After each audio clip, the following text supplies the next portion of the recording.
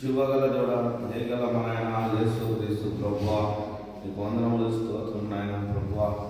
నాయన ప్రభువా, సంఘాన్ని సంఘబిడ్డలు ఆశించు, సంఘంలో చేర్చబడిన ప్రతి కుటుంబానికి ఆశించు నాయన ప్రభువా.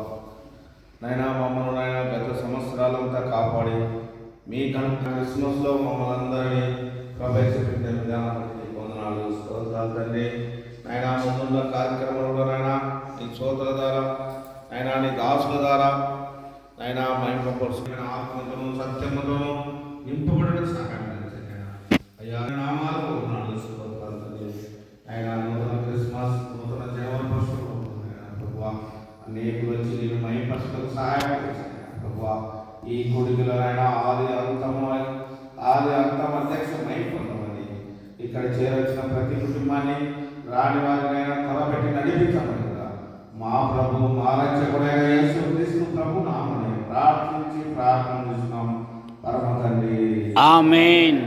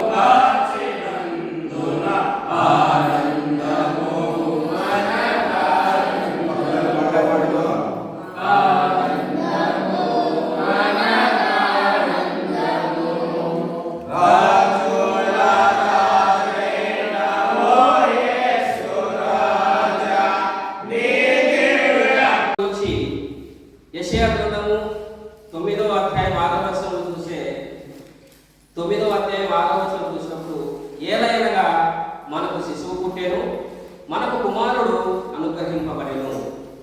మనకు శిశువు పుట్టెను, మనకు కుమారుడు అనుగ్రహింపబడెను. ఆయన భుజము మీద రాజ్యభారమును ఆయన ఆశ్చర్యకరుడు. ఆశ్చర్యము అంటే ఈ లోకంలో ఆయన పుట్టుక ఒక ఆశ్చర్యం. ఆలోచనకర్త, బలవంతుడైన దేవుడు, నిత్యుడకు తండ్రి, సమాధానకర్తకు అధిపత్యము అతనికి పేరు పెట్టుకొనును. అంటే ఇప్పుడు మనం చెప్పుకున్న అన్ని పేర్లు ఆయన పిలవడానికి సమానమైన అర్థాలు. ఎందుకంటే యెషయా గ్రంథము 7వ అధ్యాయం 14వ వచనం చూసినట్లయితే, కాబట్టి శిశువు తానే ఒక సూచన మీకు చూపును, ఆలకించుడి, కన్యక గర్భవతి అయి కుమారుని కనును. యెషయా ప్రవక్త ద్వారా ప్రవచనాలు చెప్పబడినప్పుడు మరి ఆ ప్రవచన నెరవేర్పు మత్తయి ద్వారాలో మనం చూస్తున్నాం, లూకా సువార్తలో చూస్తున్నాం.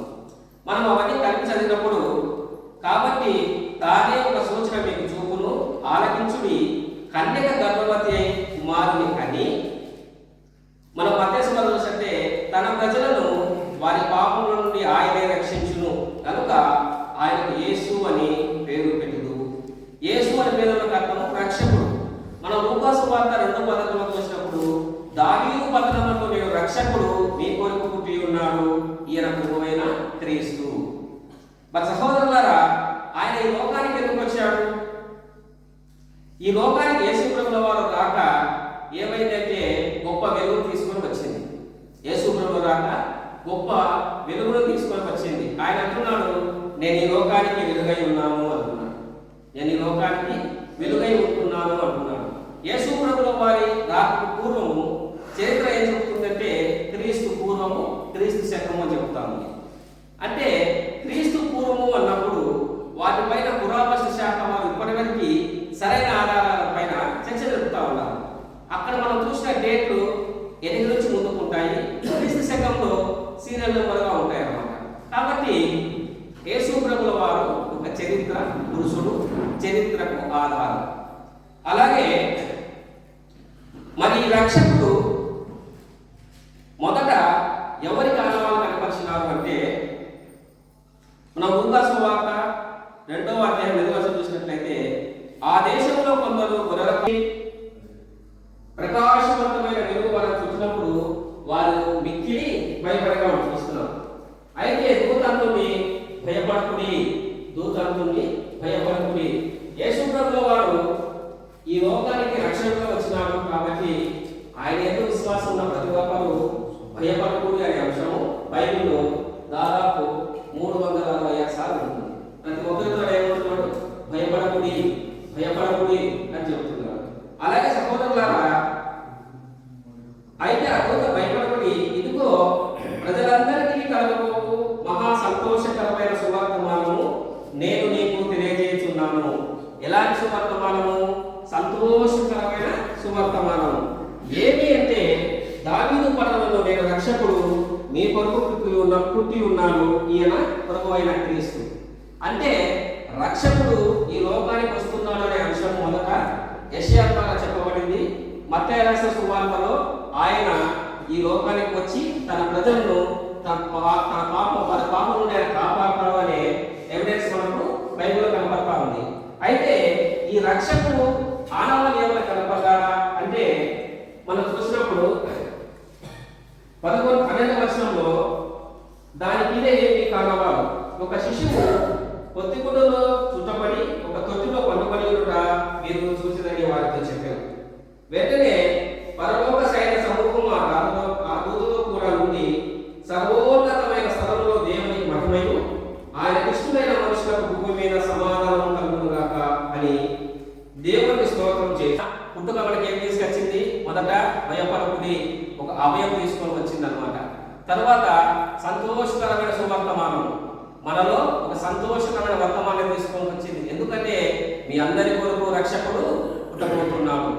ఏమి ఆయన పుట్టుక కారణం ఏమి అంటే మనందరి పాపం నుండి రక్షించడానికి ఆయన ఈ లోకానికి వచ్చాడు.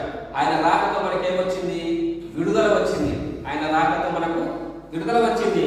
అయితే సర్వోన్నతమైన స్థలంలో దేవునికి మహిమయు ఆయన ఇష్టమైన మనుషులకు భూమి మీద సమాధానం కలుగునుగాక. మరి సహోదరులారా, ఆయన ఇష్టమైన మనుషులంటే ఎవరు? ఎబ్రిల్ రాసిన పత్రిక 11వ అధ్యాయం 6వ వచనంలో చూసినట్లయితే విశ్వాసం లేకుండా దేవునికి ఇష్టడంటే అసాధ్యము అన్న. చాలా విశ్వాసం లేకుండా దేవునికి ఇష్టలేకుండా అసాధ్యం. 1వ వచనంలో 11వ వచనంలో చూసినట్లయితే విశ్వాసం అనేది నిరీక్షింపబడి వాటి యొక్క నిజ స్వరూపమును అదృశ్యమైన ఉండేవాళ్ళకు రుజువై ఉన్నది. విశ్వాసం అనేది నిరీక్షింపబడి వాటి యొక్క నిజ స్వరూపము అదృశ్యమై ఉండేవాళ్ళకు రుజువై ఉన్నది. యేసు ప్రభుల వారి గురించి మనం విన్నాము, మనకు చరిత్రలో రాయబడింది. ఆధారం ఏమైతే బైబిల్. ఈ బైబిల్ వచనాన్ని బట్టి దేవుని వాక్యము ప్రకటింపబడుతుంది. ఆ వాక్యాన్ని విశ్వసించిన వారు రక్షింపబడుతున్నారు. ఆ విశ్వాసంలో కొనసాగుతున్నారు. మరి దేవుని వాక్యం చదివిస్తుంది ఆయనకి ఇష్టమైన వారికి భూమి మీద సమాధానము. ఆయనకి ఇష్టంగా నువ్వు ఎలా జీవించాలి? ఆయనకు ఇష్టంగా ఉండాలని మనకు ఆయన విశ్వసించాలి. దేవుని వాక్యం చదివిస్తుంది విశ్వాసం లేకుండా దేవునికి ఇష్టమైనట అసాధ్యము. మరి మనం ఏం చేయాలి? ఆయన విశ్వసించాలి అంటే ఆయన కూర్చిన మాట వినడం వల్ల విశ్వాసం కలుగుతుంది. విశ్వాసం కలిగినప్పుడు మనం ఆయన విశ్వసించినప్పుడు మనం ఆయనకు ఇష్టలుగా ఉంటాం. ఎబ్రిల్ రాసిన పత్రిక 3వ అధ్యాయం 12వ వచనంలో సహోదరులారా, జీవము గల దేవుని విడిచిపోవునట్టి విశ్వాసము లేని దుష్ట హృదయం మీలో ఎవరైనా ఒకవేళ ఉన్నదేమో అని జాగ్రత్తగా చూసుకున్నది. ఒక హెచ్చరిక విశ్వాసులకందరికీ. దేవునికి ఇష్టలైన విశ్వాసం లేకుండా దేవునికి ఇష్టలైన అసాధ్యం. అయితే విశ్వాసించువాడు ఆయన ఉన్నాడని నమ్ముతాడు, ఆయన సన్నిధికి వస్తాడు, ఆయన సేవిస్తాడు. మరి ఒక హెచ్చరిక ఏమి 3వ అధ్యాయము 8వ వచనం చూపిస్తుంది అంటే సహోదరులారా, జీవము గల దేవుని విడిచిపోవునట్టి విశ్వాసము లేని దుష్ట హృదయం మీలో ఎవరైనా ఒకవేళ ఉన్నదేమో జాగ్రత్తగా చూసుకోవాలి. అలాగే సహోదరులారా, లూకా రాసిన సువార్త 21వ వచనం తప్పుకోకుండా చూసుకుని అనేకులు నా పేరిట వచ్చి నేనే ఆయననియు కాలం సమీపించిందనియు చెప్పుదు. మీరు వారిని నమ్మి వారి వెంబడి పోకుడి. ఇప్పుడు ఏమైంది? ప్రతి ఒక్కరూ ఒక బైబిల్ తీసుకొని సువార్త ప్రకటిస్తున్నారు. ఉన్నట్టు ప్రకటిస్తున్నారా లేదా అనేది మనం వినేవాళ్ళం వినాలి, బైబిల్ చదవాలి, లేఖనాలు పరిశీలించినప్పుడు వాళ్ళు చెప్పేది నిజమా కాదా తెలుస్తుంది. యూట్యూబ్ ఛానల్ వచ్చింది, ఎవరి కొద్ది వాళ్ళు ఒక మెసేజ్లు యూట్యూబ్లో పోస్ట్ చేస్తున్నారు అనమాట.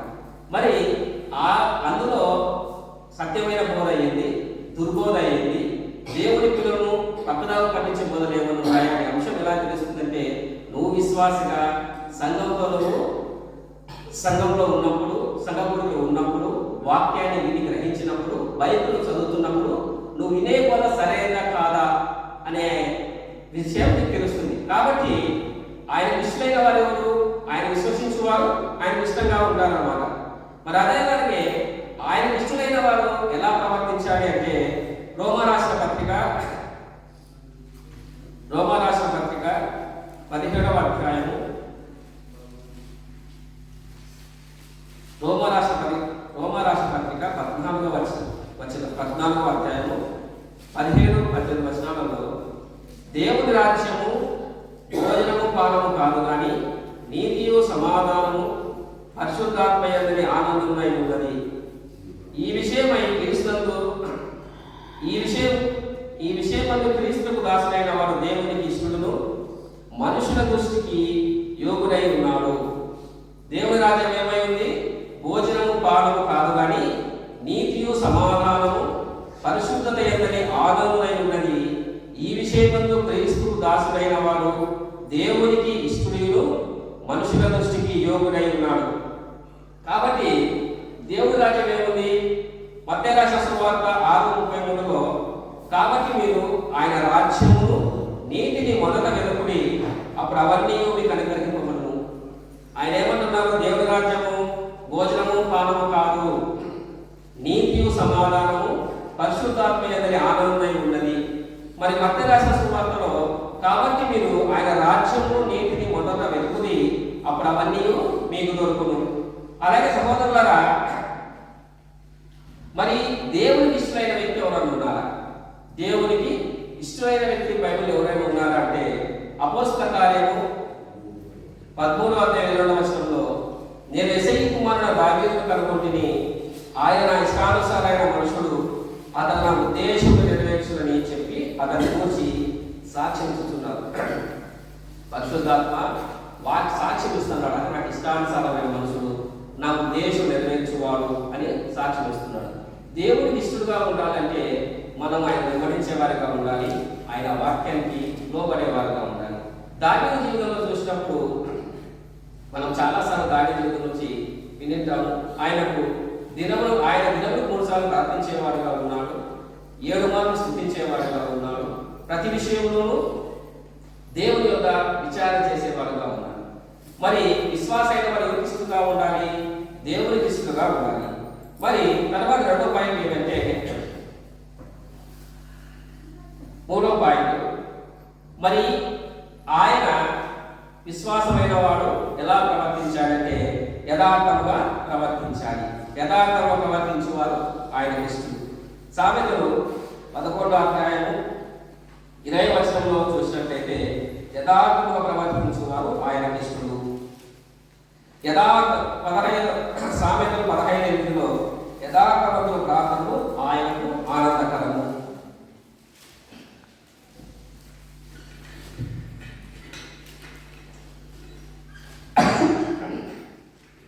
ఆయన ఇష్టలు. సామెతలు 15:8వ అధ్యాయంలో యథార్థవంతుల ప్రార్థన ఆయనకు ఆనందకరం. మరి యథార్థంగా ప్రవర్తించు వారి ఇల్లు వర్ధిల్లు అనే దేవుని వాక్యం చదివిస్తుంది. యథార్థత అంటే ఉన్నట్టుగా ఒప్పుకునేవారుగా మనం ఉండాలి. దేవుని సన్నిధిలో మనం ఏ విషయమైనా తప్పిపోయిన వారుగా ఉంటే ఆయన సన్నిధిలో వచ్చి మోకరిల్లి యథార్థంగా ప్రవర్తించేవారిగా ఉండాలి. మన ప్రవర్తన యథార్థంగా ఉండాలి. అవునంటే అవును, కాదంటే కాదు అనే విధంగా ఉండాలి. మరి సహోదరులు, అదేవిధంగా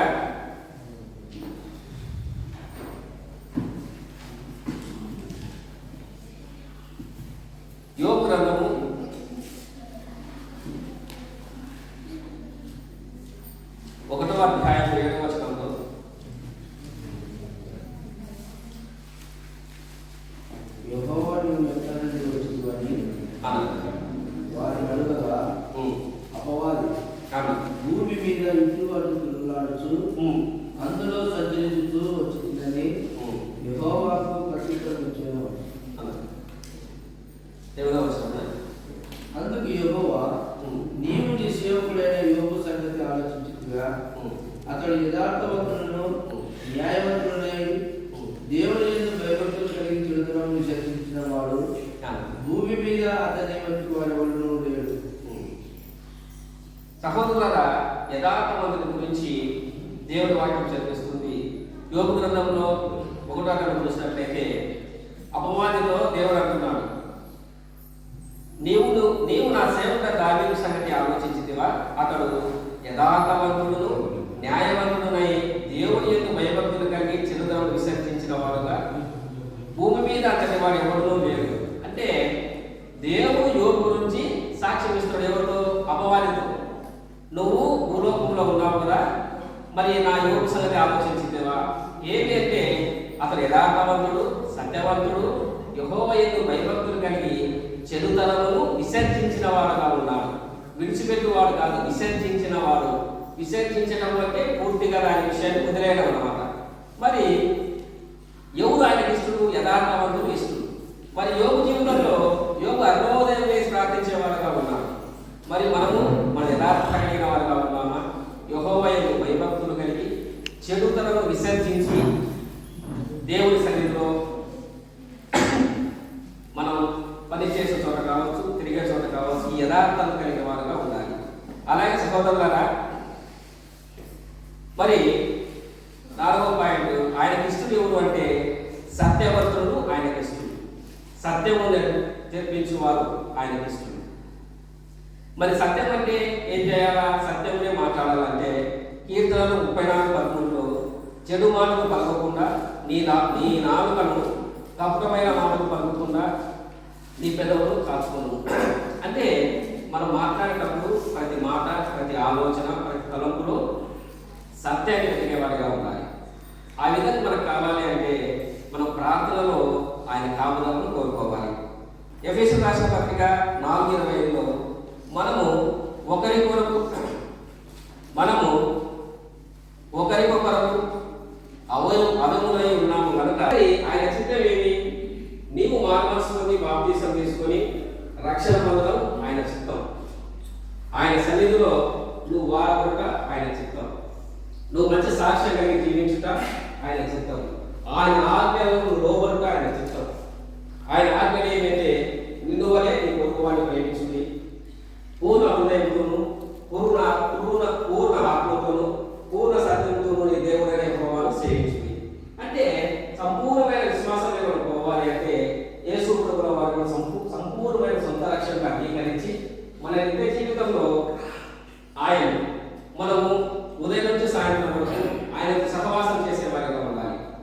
ఆయనతో ప్రతి విషయంలో సంభాషించేవారిగా ఉండాలి, ప్రార్థించేవారిగా ఉండాలి. ఆయన చిత్తాన్ని నెరవేర్చేవారు ఆయన ఇష్టంగా ఉండాలన్నమాట. మరి దేవుని వాక్యం చెల్లిస్తుంది, ఎవరికి భూమి మీద సమాధానం అంటే సర్వోన్నతమైన స్థానానికి, సర్వోన్నతమైన దేవునికి చిత్తాన్ని నెరవేర్చేవారిగా ఉండాలి. ఆయనకి ఇష్టం కావాలంటే ఏం చేయాలి? ఆయన నమ్మాలి, బాప్తీసం తీసుకోవాలి. తర్వాత నీ జీవితంలో యథార్థంగా ప్రవర్తించేవారిగా ఉండాలి, సత్యవర్తులుగా ఉండాలి, చెడును విసర్జించేవారుగా ఉండాలి, ఆయన ఆజ్ఞకు లోబడేవారుగా ఉండాలి. ఈ యేసు ప్రభువుల వారి ఈ లోకానికి కొందరి కోసం వచ్చాడా అంటే లేదు, సర్వ మానవాళి కోసం వచ్చాడు. అయితే సర్వము ఆయన జగత్తుకు వెలుగునిచ్చినాడు. కానీ వెలుగును ఇష్టపడేవారు ఆయన వెలుగుకు చేరుతారు, వెలుగును అసహించుకునేవారు లేదా పాపాన్ని ఇష్టపడేవారు ఆ వెలుగుకు దూరం అయిపోతారు. మరి మన విశ్వాస జీవితంలో క్రిస్మస్ వస్తూ ఉంది, పోతా ఉంది, దినదినము ఒక సంవత్సరం జరుగుతూ ఉందంటే మన జీవితంలో ఆవుష్ తగ్గుతూ ఉంది. అంగీకరించుకొని ఆయన చిత్తానుసారంగా జీవించే వారిగా ఉండాలి. ఈ విధంగా జీవించిన వారికి ఆయన ఏమంటున్నాడు? సమాధానము అంటున్నాడు. మనము ఉద్యోగాలు చేసే చోట కావచ్చు, కుటుంబంలో కావచ్చు, ఆస్తులు అన్నీ ఉన్నా కూడా సమాధానమైంది చాలా విలువైనది. కాబట్టి సమాధానము, సంతోషము కావాలి అంటే మీరు ఈ రక్షకుని సొంత రక్షణకు అంగీకరించి ఆయన ఎందుకు భయభక్తులు కలిగి జీవిస్తే ఈ సమాధానము మనకందరికీ ఉంటుంది. ఆయన మనం రక్షణకు అంగీకరించి మన హృదయం తలుపుకు తీస్తే యేసు ప్రభువుల వారు మన హృదయంలో ఉంటే మనము ఆయనతో పాటు పరలోకంలో ఉంటాము. ఆయన మనతో ఉంటే మనం ఆయనతో పాటు పరలోకంలో ఉంటాం. కాబట్టి మనమందరం ఆయన్ని సొంత రక్షణకు అంగీకరించేవారుగా ఉండాలి. ఇంకా ఎవరన్నా బాప్తీసం తీసుకొని ప్రభు వల్లకు దూరంగా ఉంటే ప్రభుతో సమాధాన పడండి, ప్రభు వల్ల పాల్గొనండి. దేవుని సన్నిధిలో ఎక్కువ వాడబడడం ఆత్మపడండి. మనకందరికీ ఈ నూతన సంవత్సరంలో సమాధానము, దేవుని తోడు, రక్షణ తోడై ఉంటుంది కాక ఈ కొద్ది వాటిని దేవుడు దీవించును.